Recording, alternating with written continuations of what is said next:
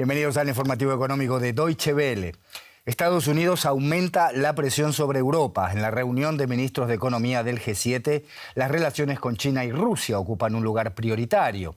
Allí la secretaria del Tesoro estadounidense pide medidas más decisivas en la apropiación de activos rusos y en las disputas comerciales con China.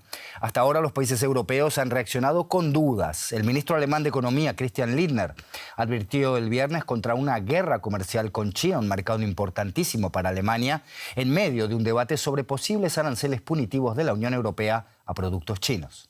Disparidad de opiniones en la reunión del G7. Estados Unidos considera que Europa debería ser más audaz a la hora de acceder a los activos congelados del Banco Central ruso.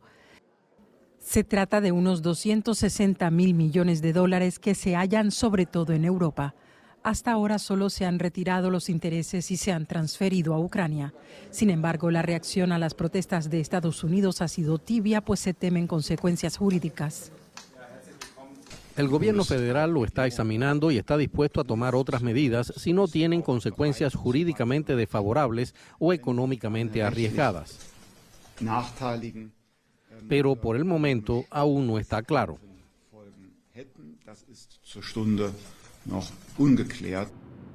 Las reacciones de Rusia no se han hecho esperar. Cualquier ataque de la Unión Europea u otra parte contra los activos rusos es ilegal y viola los principios fundamentales del derecho internacional. Europa también titubea cuando se trata de China. Estados Unidos acaba de introducir nuevos aranceles punitivos y está pidiendo a los demás países del G7 que hagan lo mismo.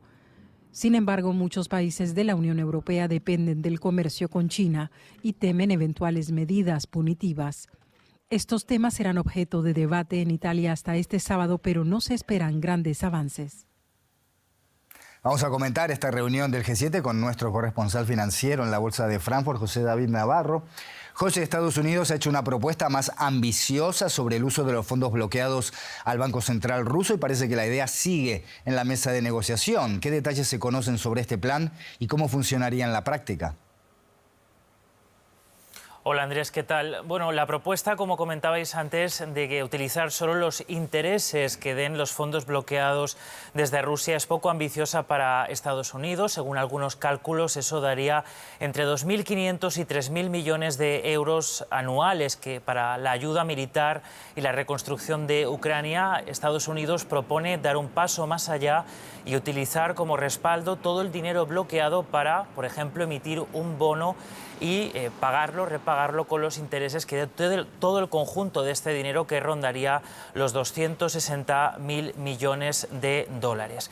No es un tema que Andrés espere que se concluya o se acuerde en esta cita, sino que puede servir en esta ocasión de base para ir construyendo, ir hablando sobre los detalles de cara a la reunión de más alto nivel de líderes del G7 que se celebrará a mediados de junio también en Italia. La novedad, Andrés, hoy es que el director del Banco Mundial ha puesto a disposición del G7 la organización para tramitar todo ayuda a Ucrania a partir de los fondos bloqueados, siempre y cuando no tengan fines militares, pues lo impiden los estatutos del Banco Mundial.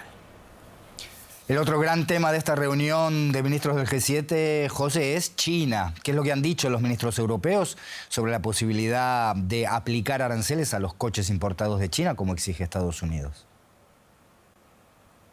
Pues, por ejemplo, Andrés, el ministro de Finanzas alemán, Christian Lindner, advertía contra entrar en una guerra comercial con China, sobre todo porque Pekín ya ha dado señales de que si el próximo 5 de junio Bruselas decidiese aplicar aranceles a la importación de coches eléctricos desde China, podrían tomar alguna medida. El ministro de Finanzas francés también decía que Europa tiene que defenderse, decía él, contra prácticas comerciales injustas, pero que, como también decía el ministro alemán, hay que evitar una guerra comercial con China.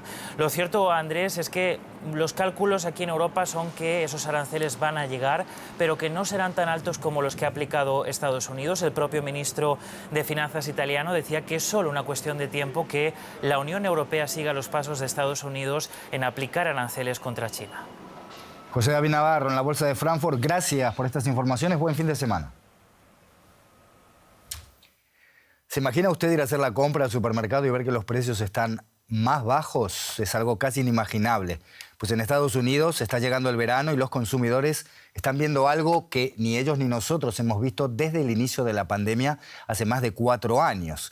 Grandes supermercados y tiendas digitales están reduciendo los precios de sus productos para atraer compradores con el bolsillo muy golpeado por los aumentos de los últimos años. Amazon Fresh, por ejemplo, ha anunciado una rebaja para una selección rotativa de productos, tanto en sus tiendas físicas como en su plataforma digital. La semana pasada, Walmart, la mayor cadena de supermercados del país, redujo los precios de casi 7.000 artículos en sus tiendas. Dijo además estar detectando deflación en algunos alimentos básicos. También Target, la cuarta cadena estadounidense, anunció reducciones de precios en más de 5.000 productos. Lo mismo hizo el gigante alemán Aldi, 10º en este ranking. Nos va a contar un poco más de esto que está pasando Ana Nieto, nuestra corresponsal financiera en Nueva York. Ana, ya no quedan estímulos fiscales, las cadenas de proveedores funcionan, la inflación sigue sin aterrizar. ¿Es esta la última pieza de lo que se ha llamado la gridflation o la inflación de la codicia? Hay dos últimas piezas y desde luego esta es una de ellas y está provocando muchos problemas en los bolsillos y también en la percepción y las expectativas de los consumidores de que todo está más caro. Y cierto es que en los últimos meses no ha habido inflación en los alimentos, pero en su conjunto que no hayan subido de precio no significa que no estén muy altos, que no se hayan quedado a niveles muy elevados, sobre todo cuando además hay otras categorías de precios que no dejan de subir, como pueden ser la vivienda y los seguros. En cualquier caso, algo de deflación en el supermercado puede cambiar muchísimo la percepción y animar un consumo que ya da muestras de un cierto agotamiento. Además, es algo que se pueden permitir estas compañías que no dejan de tener trimestre tras trimestre de aumentos de beneficios. La otra pieza de la que te hablaba es de los salarios, que ya no crecen tanto como para aguantar más subidas de la inflación sin que haya realmente un retroceso importante del consumo. Ana, el mes de abril las cifras de inflación fueron bastante mejor que las de los 3 primeros meses del año, pero ¿hasta qué punto está creciendo el pesimismo por el estancamiento de la presión en los precios? Pues crece como para que algunos miembros del Comité Abierto de la Reserva Federal, que es la que decide las tasas de interés, pensaran en su última reunión que habría que endurecer algo la política monetaria y posiblemente, ¿por qué no?, subir las tasas de interés, algo que es exactamente lo contrario a lo que se espera. De hecho, el presidente Jay Powell no cree que esta sea una posibilidad que esté abierta. Eso no lo cree hoy, hay que ver cuál es la evolución de los precios. Pero además lo que está pasando es que la inflación está confundiendo mucho a muchos estadounidenses, a muchos consumidores estadounidenses. Ha dejado muy impresionado el resultado de una encuesta que ha hecho The Guardian, en la que se refleja que el 56% de los americanos piensan que estamos en recesión. No es así, no hay recesión en Estados Unidos. El 49% piensa que la bolsa está en pérdidas. El índice de referencia ha subido un 12% este año, un 24% el año pasado. Y el mismo porcentaje, el 49%, piensan que hay un desempleo históricamente alto. Es históricamente bajo. En Estados Unidos se debate si estas cifras son un legítimo sentimiento o es desinformación. Y sí, a veces las cifras macro no corresponden con lo que pasa en nuestro bolsillo. Ana Nieto, Nueva York, gracias y buen fin de semana. Igualmente. Esta semana entra en vigor la Ley de Materias Primas Fundamentales de la Unión Europea. Se supone que esta nueva ley va a ayudar a atraer la producción de minerales a Europa, porque el bloque, sobre todo la Unión Europea, depende en gran medida de las importaciones minerales de otros países, como China. Nuestra colega Mathis Richtmann visitó una planta de refinado en Alemania, la primera de este tipo. Estos tanques pronto se llenarán de hidróxido de litio. Esta refinería en Bitterfeld-Wolfen impulsará la producción alemana de litio, elemento clave de las baterías que impulsarán la transición ecológica. El consorcio AMG Lithium ha puesto su foco en la creciente demanda de minerales en Europa.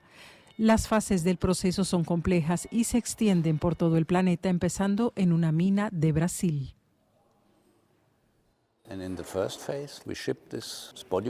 El primer paso es enviar este concentrado de spodumeno, así se llama, a China.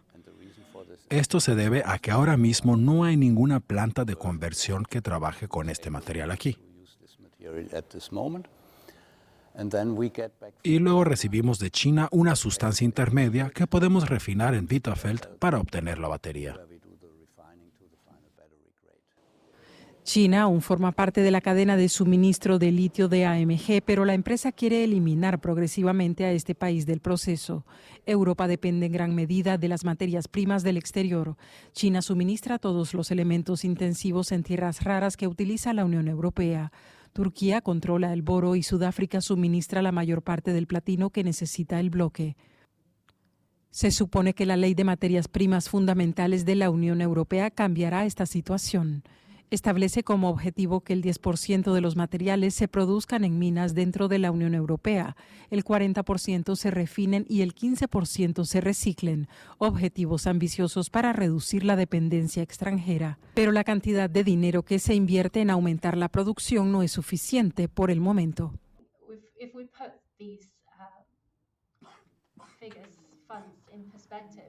Así que solo en lo que respecta al litio estamos hablando de unos 1.000 millones de euros de inversión necesarios para cumplir el objetivo de la Unión Europea para 2030. El valor de las ayudas públicas a proyectos es de unos 2.500 millones de euros. La refinería de AMG Lithium en Alemania entrará en funcionamiento a finales de este año. Ya se han firmado los primeros contratos de suministro.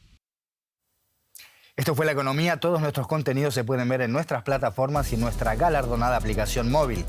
Gracias por la confianza. Nos vemos la próxima.